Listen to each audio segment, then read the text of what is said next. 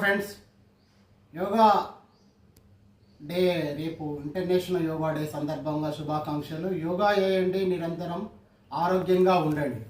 ఆరోగ్యమే మహాభాగ్యం. కాబట్టి యోగా చేయడం ద్వారా మనం ఆరోగ్యంగా ఉండవచ్చు. ఇది ఋషులు మహా ఋషులు కనిపెట్టిన దివ్య అది. దీన్ని రెగ్యులర్గా చేయండి. ఎక్సర్సైజ్ జిమ్ చేస్తారు కదా, జిమ్తో పాటు యోగా కూడా చిన్న చిన్న ఆసనాలు వేయాలి. ఇది మెడిటేషన్, ఇది అనులోమ విలోమ, ఇది భస్త్రికాసనం,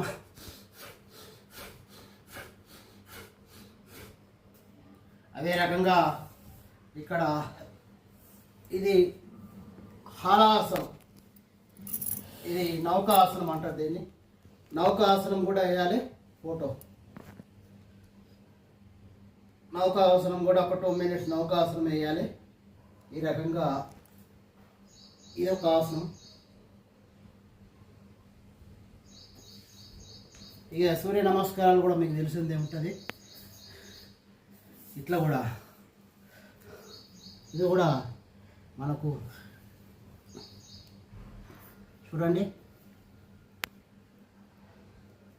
ఇట్లా బెండ్ కావాలి. అదే రకంగా